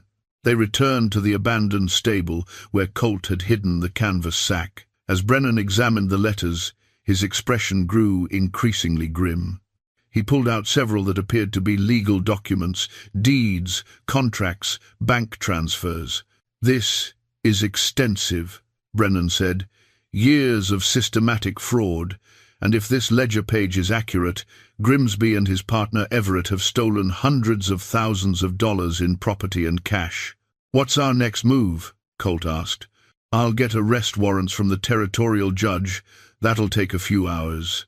Meanwhile, I want you to—" A gunshot cracked through the afternoon air, followed by screams. Both men rushed outside to see people running down the main street, panicking. A man stumbled past, clutching his arm where blood seeped through his fingers. "What happened?" Brennan demanded. "Grimsby's men," the wounded man gasped. "Pike and Dalton. They burst into the law office and grabbed Raymond Everett, said something about loose ends and witnesses. They shot anyone who tried to stop them." Colt and Brennan exchanged a look. "Grimsby knows," Colt said. "Somehow he found out we're closing in." "Then we move now," Brennan said. "No time for warrants. Mr. Reeves, you're deputized as of this moment. We're going to arrest Fletcher Grimsby before he can flee or destroy evidence." They ran toward the post office, weapons drawn. But as they approached, they saw smoke beginning to billow from the building's windows. Someone had set a fire, likely to destroy the records kept inside. Deputy Simmons and two townsmen were already battling the flames with buckets of water. Brennan joined them while Colt circled to the back of the building. Through a window, he could see Grimsby's office. The door was open, the room empty, papers scattered across the floor. Grimsby had fled. taking what he could carry. Colt's thoughts immediately went to Sarah. If Grimsby was running, would he take her with him, use her as a hostage? He sprinted toward the small house at the end of the side street, his heart pounding. The front door stood open, banging in the wind. Colt drew his revolver and entered cautiously. The house was in disarray. Furniture overturned, drawers pulled out, their contents scattered. In the bedroom, Colt found a small writing desk that had been ransacked. Papers were strewn across the floor, but one document caught his eye. A marriage certificate, dated 2 years ago. It certified that Sarah Elizabeth Monroe had married Fletcher William Grimsby in a ceremony witnessed by Raymond Everett and a woman named Clara Sims. Colt stared at the document, noting the date. Just 6 months after Sarah's last letter to him, the one that had never been delivered. But as he examined the certificate more closely, something seemed wrong. The signatures looked odd. The paper was too new for a 2-year-old document. Colt held it up to the light and saw watermarks that indicated recent production. This certificate was a forgery. Or at least, it had been created recently to replace an original. He searched through the scattered papers and found what he was looking for, a letter from a Kansas City attorney addressed to Sarah. "Mrs. Monroe," it began. "I regret to inform you that Mr. Colton Reeves died in a steamboat accident on the Mississippi River in October of last year. As his fiancée, you may have legal claim to certain effects he left behind. Please contact this office at your earliest convenience." The letter was dated December of 1880, 8 months after Colt had left Redemption Falls. It was also a complete fabrication. Colt had never been on a steamboat, had never been anywhere near the Mississippi River during that period. But Sarah would not have known that. She would have received this letter delivered personally by Grimsby, no doubt, and believed that Colt was dead. Her last hope would have died with that news. And then Grimsby, presenting himself as a shoulder to cry on, a respected member of the community offering comfort and stability, would have courted her in her grief. He would have been patient, understanding, slowly convincing her that life could go on, that she deserved companionship and security. The marriage would have been a business transaction for Grimsby. Sarah's store, her property, her modest savings, all would have become his upon marriage. And Sarah, heartbroken and alone, would have accepted his proposal because she saw no other path forward. Colt's hands shook as he held the forged letter. Grimsby had not just stolen their correspondence. He had fabricated evidence of Colt's death, had used that lie to manipulate Sarah into marriage, and had taken everything she owned. It was a level of cruelty that Colt had not imagined possible. A sound from the kitchen made him turn. Sarah stood in the doorway, her face pale, her eyes wide with shock. She was staring at Colt as if seeing a ghost. "You're dead," she whispered. "The letter said you were dead. The attorney confirmed it. How can you be standing here?" Colt holstered his revolver and took a step toward her. "Sarah, I never died. That letter was a lie. All of it was lies. Grimsby made it up to trick you into marrying him." Sarah shook her head, backing away. No, that can't be true. Fletcher wouldn't. He said he loved me. He said he wanted to take care of me after I lost you. He stole our letters, Sarah." Colt pulled out the canvas sack, still slung over his shoulder, and showed her the contents. "Hundreds of letters, including the ones I sent to you from Street, Louis. Including the ones you sent to me. Grimsby intercepted all of them. He kept us apart deliberately." Sarah stared at the letters, her expression crumbling. "My letters to you. I never understood why you didn't respond. I thought," her voice broke, "I thought you had changed your mind about us. That your mother's death had made you realize you wanted a different life." "Never," Colt said fiercely. "I loved you. I love you still. Everything that happened, every day we've been apart, it was all because of Grimsby's lies." Tears streamed down Sarah's face. "He used my grief. He used my loneliness. He took advantage of my broken heart and turned it into a weapon against me." Before Colt could respond, the front door crashed open. Fletcher Grimsby stood there, a revolver in his hand, his face twisted with rage. "How touching," he snarled. "The dead fiancé returns. Well, Mr. Reeves, you should have stayed dead." Colt's hand moved toward his holstered revolver, but Grimsby was faster. "Don't," the postmaster snapped. "I'll shoot her before you clear leather. Is that what you want? To have her die because of your heroics?" Colt froze, his eyes locked on Grimsby's weapon. The man was perhaps 40 years old, thin and well-dressed despite the chaos, with sharp features and cold eyes that betrayed no mercy. This was not the scared criminal fleeing justice. This was a cornered predator, dangerous and desperate. "Sarah, come here," Grimsby commanded. "Stand next to me." Sarah did not move. She stood between the two men, her body rigid, her face a mask of conflicting emotions. "You lied to me," she said, her voice barely above a whisper. "You told me he was dead." "I gave you a life," Grimsby said coldly. "I took you out of your grief and gave you security, a home, status in this community. Without me, you would have lost everything. Without you, I would have had the man I loved," Sarah replied, her voice growing stronger. "Without you, I would have had the truth." Grimsby's expression darkened. "The truth is that Reeves abandoned you. He went to Street Louis and stayed there for months while you waited. I simply helped you accept reality and move on." "By lying," Colt said, his voice hard. "By forging letters, by stealing our correspondence so we couldn't find each other. That's not helping, Grimsby. That's manipulation. That's evil." "Call it what you want," Grimsby said. "I saw an opportunity and I took it. That's business. That's survival on the frontier. The weak lose everything while the strong prosper. I chose to be strong." "You chose to be a thief and a fraud," Colt said. "And now you're going to answer for it. Marshal Brennan is in town. He's got the evidence. It's over, Grimsby." For the first time, something like fear flickered across Grimsby's face. "Brennan, damn that meddling fool. I should have paid him off years ago when I had the chance." "So you knew he was honest," Colt said. "That's why you avoided doing business in his territory. But you couldn't hide forever." "I'm not hiding," Grimsby said. "I'm leaving, and Sarah is coming with me.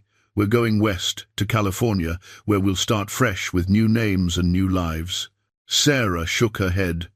"I'm not going anywhere with you." "Yes, you are," Grimsby said flatly. "Because if you don't, I'll tell everyone in this town that you knew about my business all along, that you helped me steal mail, that you were part of the conspiracy. Your reputation will be destroyed, and you'll spend the rest of your life in prison." "That's a lie," Sarah said. "I knew nothing about what you did." "Can you prove it?" Grimsby smiled coldly. "I have documents that suggest otherwise. Letters with your signature, ledgers showing payments to you.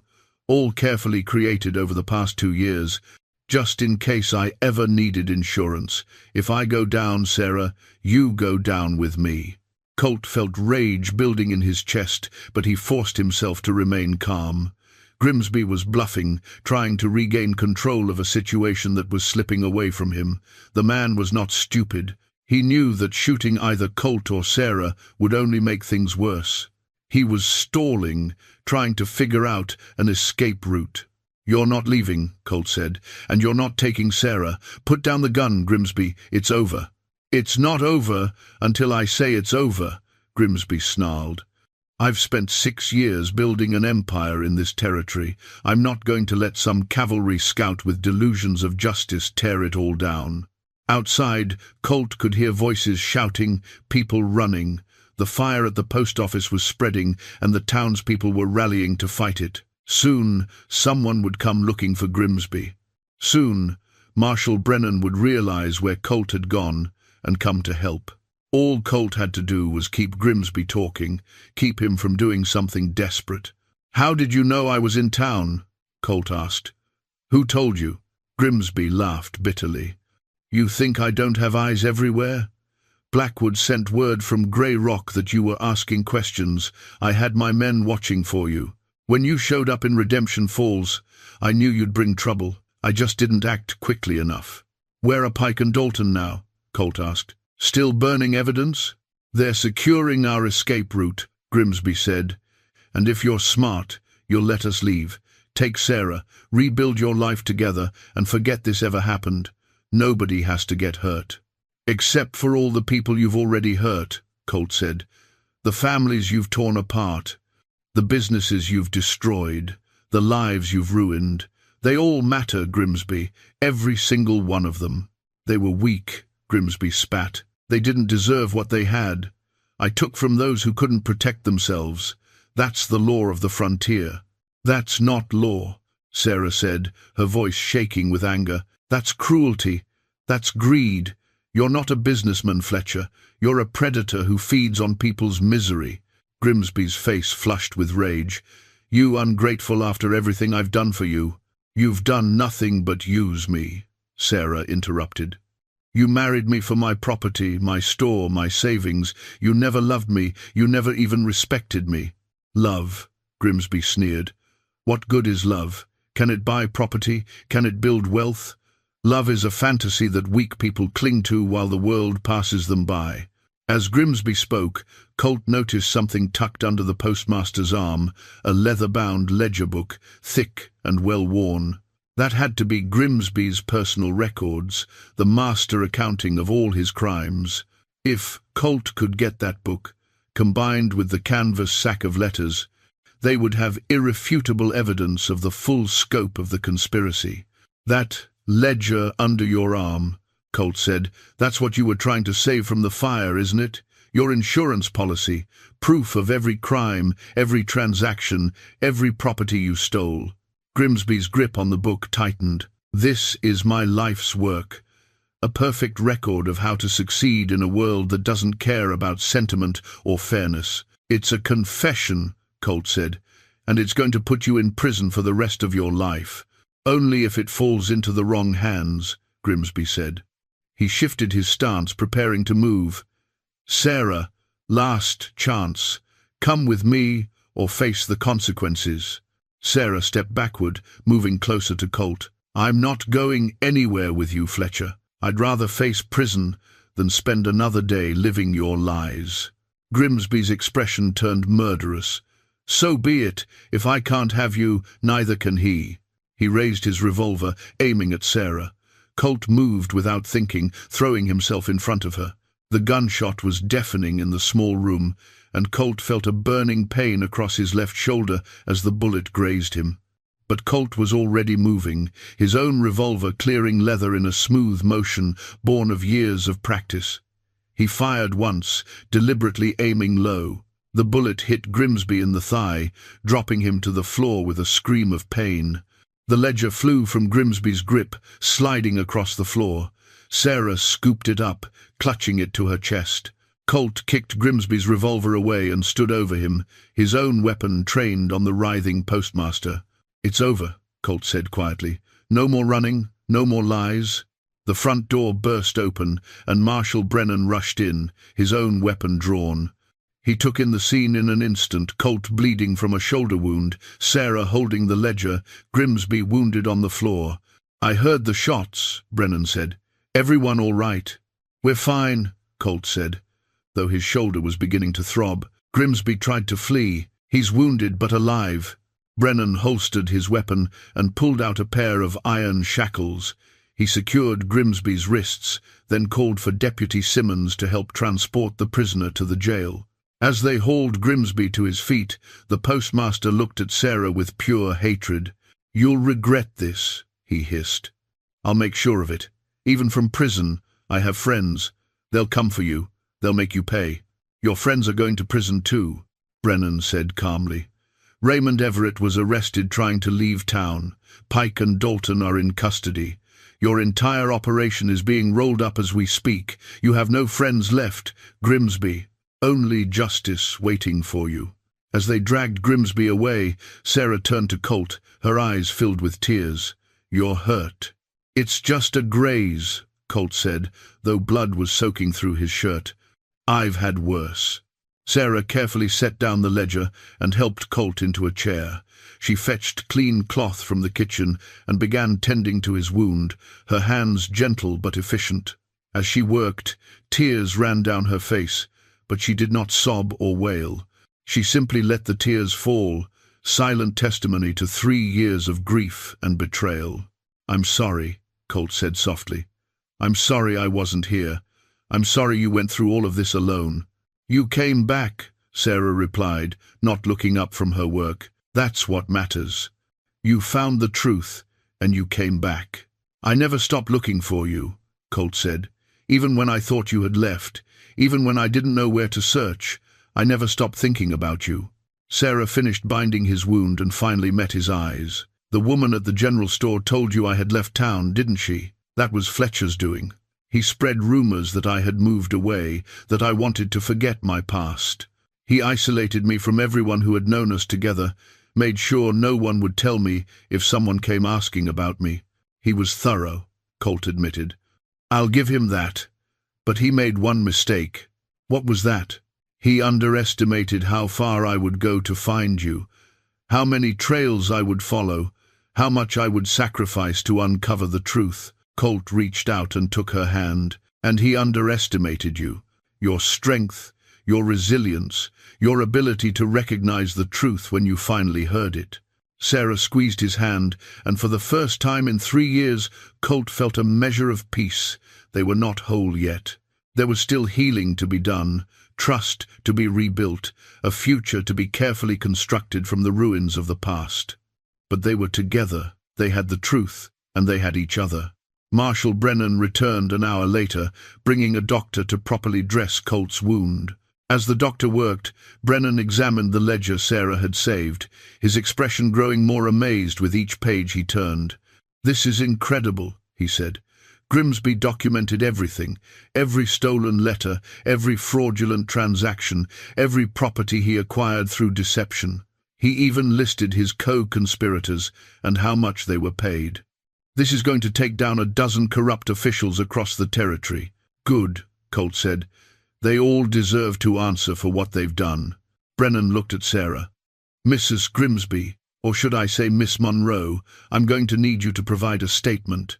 Everything you know about your husband's activities, everything you witnessed or overheard."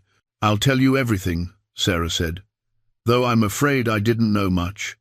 Fletcher was very careful to keep me ignorant of his business dealings." "That may actually work in your favor," Brennan said. "The territorial judge will want to determine if you were complicit or simply another victim. Based on what I've seen so far, I believe you were a victim, but we'll need to establish that officially." After the doctor and the marshal left, Colt and Sarah sat together in the small house, not speaking, just being present with each other. Outside, the sounds of the town gradually returned to normal. The fire at the post office had been contained. People were beginning to emerge from their homes, talking in hushed voices about what had happened. Sarah leaned her head against Colt's good shoulder. "What happens now?" she asked quietly. "Now," Colt said, "we start over. We reclaim the life that was stolen from us, and we make sure nobody else ever has to suffer the way we did." Sarah nodded, and they sat together as the afternoon light faded into evening. Two people who had been torn apart by lies and brought back together by truth, ready to face whatever came next, as long as they could face it together. The next morning, Marshal Brennan posted notices throughout Redemption Falls and the surrounding territory. The notices, printed on official government paper with the federal marshal's seal, were direct and clear. Notice to all residents: be it known that Fletcher William Grimsby, former postmaster of Redemption Falls, along with Raymond Everett, attorney at law, and their associates, have been arrested on charges of mail fraud, theft, conspiracy, and extortion. Any person who believes they may have been affected by the interception or theft of mail correspondence between the years 1877 and 1883 is hereby requested to present themselves at the Redemption Falls Marshal's office to provide testimony. All testimony will be recorded and used in the prosecution of the accused. Protection will be provided to any witness who fears retaliation by order of U.S. Federal District Court, Fort Smith. The notices caused an immediate stir. People gathered in clusters on street corners, talking in animated voices. Some were shocked, unable to believe that their respected postmaster had been a criminal. Others nodded grimly, having long suspected that something was wrong, but lacking the courage or evidence to speak up. By mid-morning, a line had formed outside the marshal's office. People clutched old letters, yellowed documents, bank statements showing suspicious transactions. An elderly woman brought a stack of letters from her son in California, letters she had never received, which had been discovered in the canvas sack. A young farmer carried the deed to property he had lost to foreclosure, property that had been purchased by Grimsby at auction for a fraction of its value. One by one, they told their stories. A merchant who had never received payment from a customer, payment that had been sent but never arrived. A widow who had lost her husband's pension because the bank's notification letters had been intercepted. A young couple whose wedding had been delayed for years because the bride's inheritance documentation had vanished into Grimsby's hoard. Each story added another layer to the massive conspiracy. Each testimony revealed another life damaged or destroyed by one man's greed. Colt spent the morning at the marshal's office, his shoulder bandaged and aching, but his spirit lifted by what he was witnessing. These people had lived in confusion and pain for years, blaming themselves or each other for problems that had been deliberately manufactured. Now they were learning the truth, and with that truth came a measure of healing. Sarah sat beside him, still wearing her plain grey dress, her hands folded in her lap. She had given her own testimony earlier, describing how Grimsby had courted her after presenting the forged letter about Colt's death. Her voice had been steady as she recounted the manipulation, the isolation, the way Grimsby had slowly taken control of her life and property. Marshal Brennan had been gentle with her. Recognizing that she was as much a victim as anyone else who had come forward, he assured her that no charges would be filed against her, that her marriage to Grimsby would be annulled based on the fraud it was built upon. Around noon, Jacob Winters arrived, the farmer whose inheritance letter Colt had found in the sack. He was a weathered man in his 50s, with calloused hands and tired eyes. When Brennan showed him the letters from the Kansas City attorney, along with the brass key that had been enclosed, Winters simply stood there, silent tears running down his weathered face. "My uncle died 3 years ago," Winters said finally. "I never knew. I thought he had forgotten about me, that I didn't matter enough for him to reach out. I blamed myself for not visiting him before he passed." He looked at the key in his hand. "And all this time, there was an inheritance waiting for me, property in Colorado, enough to save my farm, to give my children a better life." "You can still claim it," Brennan said. "The estate may have gone through probate, but with this evidence, we can petition the courts to reopen the case. It won't be quick, but you'll get what's rightfully yours." Winters shook his head in wonder. "I almost lost my farm last year, had to sell off half my land just to pay the taxes. And Grimsby was there at the auction, buying it up cheap, acting like he was doing me a favor." He looked up at Colt. "You found these letters?" "A frightened donkey found them," Colt said. "I just made sure they got to the right people." Winters extended his hand, and Colt shook it. "Thank you. Thank you for caring enough to dig into this. Most men would have just moved on." "I had personal reasons," Colt admitted, glancing at Sarah. "But I'm glad it's helped others too." As the day wore on, more people continued to arrive with their stories. The scale of Grimsby's operation became clearer with each testimony. He had not just stolen mail, he had systematically targeted people he knew were vulnerable, people who were waiting for important correspondence about inheritances, business deals, legal matters, or personal relationships. He had read their mail, identified opportunities, and then either intercepted the correspondence entirely or delayed it until it was too late to matter. The profits had been substantial. According to the ledger, Grimsby and his partner Everett had accumulated more than $500,000 in cash and property over 6 years, a fortune by frontier standards. By evening, Marshal Brennan had compiled more than 50 sworn statements from victims. Each statement corroborated the evidence from the canvas sack and the ledger. The case against Grimsby was ironclad. As the marshal's office finally closed for the day, Brennan approached Colt and Sarah. "The territorial judge will be here next week to conduct preliminary hearings. I'll need both of you to testify. After that, Grimsby and his associates will be transported to Fort Smith for trial." "We'll be here," Colt said. Brennan nodded. "Good. And Mr. Reeves, I want to thank you. Without your persistence, none of this would have come to light. You've done a service not just to yourself and Miss Monroe, but to this entire territory." "I just wanted the truth," Colt said simply. "Well, you got it, and justice along with it." As they left the marshal's office, Colt and Sarah walked through the quiet streets of Redemption Falls. The sun was setting, painting the sky in brilliant shades of orange and purple. People they passed offered small nods of respect or words of thanks. The town was beginning to understand what had been done to them, and they were beginning to heal. Sarah stopped in front of the old general store, the one she had once owned, the one Grimsby had taken from her through his fraudulent marriage. "I used to stand here every evening," she said softly, "watching the street, hoping to see you riding back into town.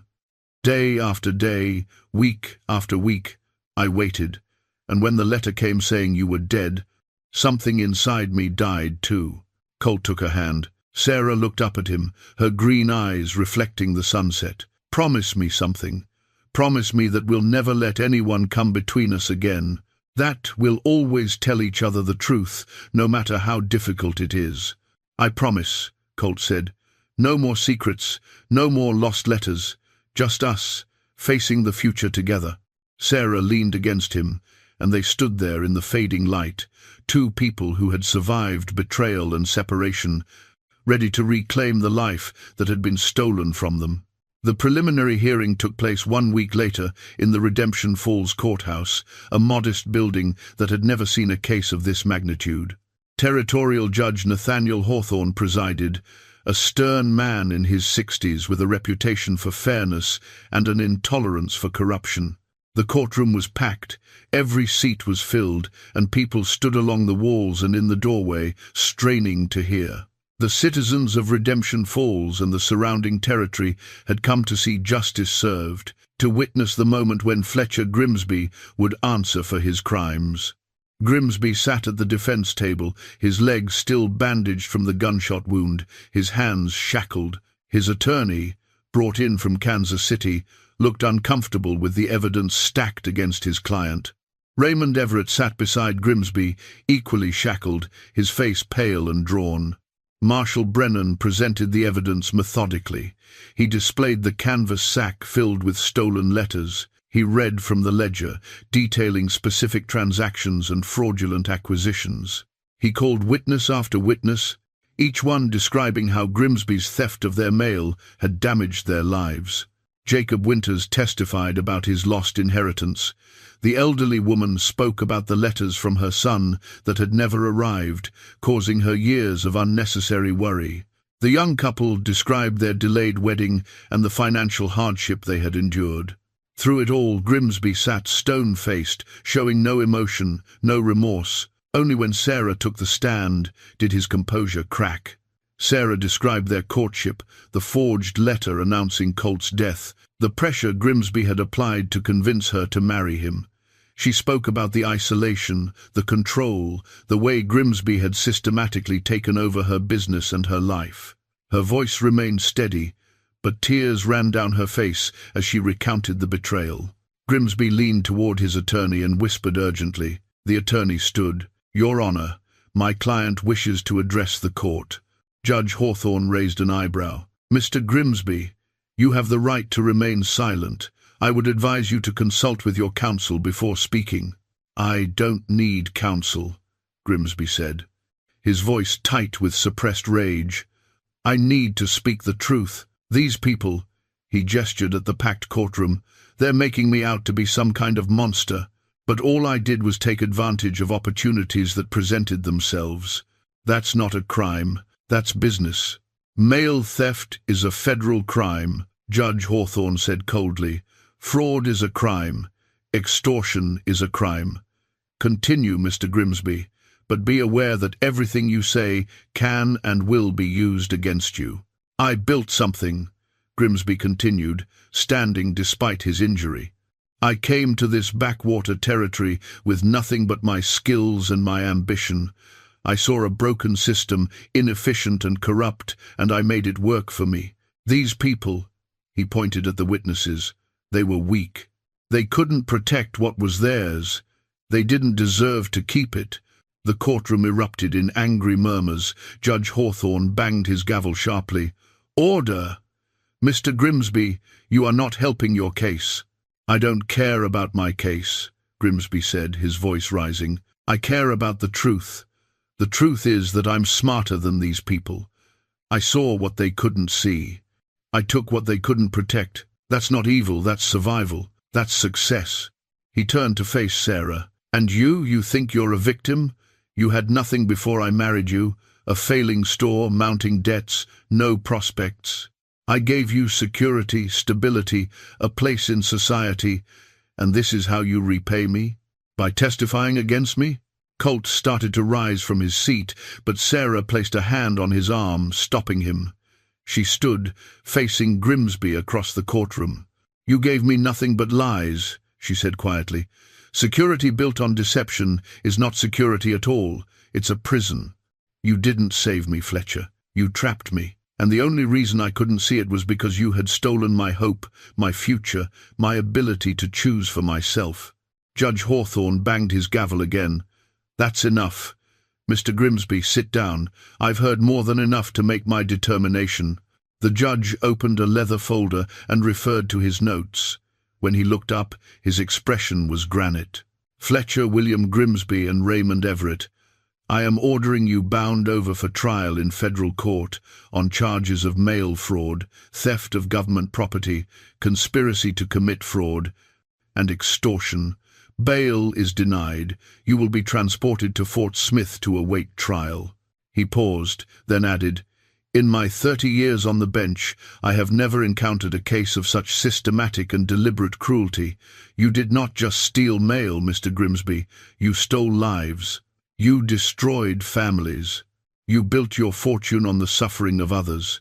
If I had the authority to sentence you here and now, I would give you the maximum penalty allowed by law. The gavel came down with a sharp crack that echoed through the silent courtroom. That sound, wood striking wood, represented the moment when Fletcher Grimsby's empire of lies officially ended. Court is adjourned. As the marshal's deputies led Grimsby and Everett away in chains, the courtroom erupted in applause. People stood, clapping and cheering, finally able to express their relief and satisfaction. Justice had been served, or at least begun to be served.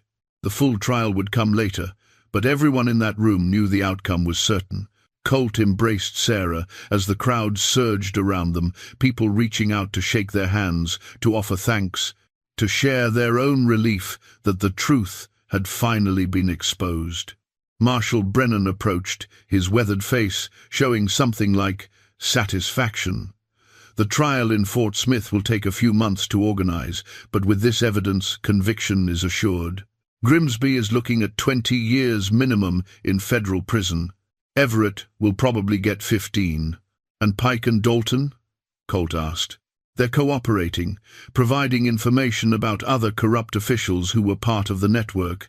They'll get reduced sentences in exchange for their testimony, but they'll still serve time. Sarah looked up at Colt. Is it really over? The legal part will take time, Colt said, but the important part, the part where we get our truth back, that's done.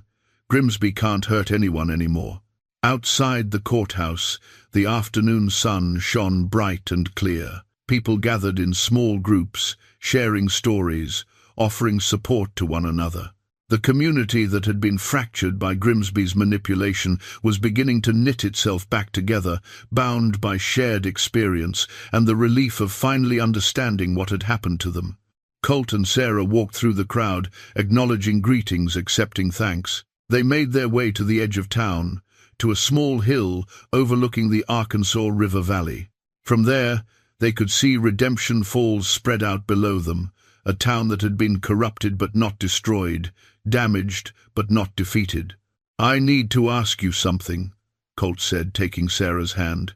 "And I need you to be honest with me, no matter what the answer is." Sarah looked at him, her green eyes clear and direct. "Ask. After everything you've been through, after all the betrayal and pain, do you think you could ever trust me again? Could you still want a life with me, or is too much time and hurt between us?" Sarah was quiet for a long moment, looking out over the valley. When she finally spoke, her voice was thoughtful but certain. 3 years ago, I loved you with the innocent trust of someone who had never been betrayed. That love was real, but it was also fragile. It shattered the moment I believed you were dead." She turned to face him. "Now I'm older. I've been tested and hurt and forced to survive things I never imagined. And I find that I love you still, but it's a different kind of love.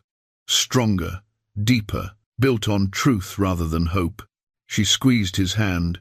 "Yes, Colt, I could trust you again. I do trust you. And yes, I want that life we planned. Not the innocent dream we had before, but something better, something real." Colt pulled her close, holding her as if she might disappear if he let go. "Then let's build it. Let's make that life real." Below them, Redemption Falls continued its daily rhythm, a town healing from wounds it had not known it carried, moving forward into an honest future. 3 months later, on a crisp October morning, Colt and Sarah stood in the Redemption Falls church where they had originally planned to marry. The same church, the same vows, but everything else had changed. The pews were filled with townspeople who had come not just to witness a wedding, but to celebrate the triumph of truth over deception, of love over betrayal. Jacob Winters sat in the front row, his farm saved by the inheritance he had finally claimed. The elderly woman whose son's letters had been stolen sat beside him, holding a recent letter from that son, the first communication they had shared in 5 years. The young couple, who had delayed their own wedding, sat holding hands, their own ceremony now scheduled for the spring. Virgil Blackwood had travelled from Grey Rock to attend, bringing with him the donkey that had started everything. The animal, now well fed and properly cared for, stood patiently outside the church, adorned with ribbons. The townspeople had taken to calling it Justice, a name that seemed fitting for the creature that had carried the evidence of so many crimes. Sarah wore a simple white dress, her auburn hair adorned with autumn wildflowers. She looked older than she had 3 years ago, lines of experience marking her face, but there was a peace in her expression that had been absent before. This was a woman who had been tested and had emerged stronger. Colt wore his best suit, his cavalry badge pinned to his vest where it belonged. His shoulder had healed well, leaving only a scar to remind him of the confrontation with Grimsby. He carried himself with quiet confidence, a man who had fulfilled his duty and could now rest. The ceremony was simple and heartfelt. The minister spoke about trials and redemption, about truth and forgiveness, about the strength required to fight for what was right. When it came time for vows, Sarah spoke first. "I promise to trust you with the truth, even when it's difficult. I promise to build a future with you based on honesty and respect. I promise to remember that love is not just a feeling, but a choice we make every day, even when that choice is hard." Colt replied, "I promise to protect you, not by hiding you from the world, but by standing beside you as we face it together. I promise to be patient as we rebuild what was broken. I promise to honor the strength you've shown and the courage it took to survive these past years." When the minister pronounced them husband and wife, the church erupted in applause. People stood, clapping and cheering, celebrating not just a wedding, but the restoration of something that had been stolen. At the reception that followed, held in the town square under a bright autumn sky, Marshal Brennan approached the newlyweds. He carried a letter, its envelope bearing the seal of the federal court. "News from Fort Smith," he said. "Grimsby was sentenced yesterday. 25 years in federal prison. Everett got 20. Pike and Dalton received 10 years each in exchange for their testimony. It's finally over." Colt nodded, feeling a weight lift from his shoulders. "Thank you, Marshal, for everything you did." "I was just doing my job," Brennan said. "You're the one who wouldn't let it go, who kept pushing for answers.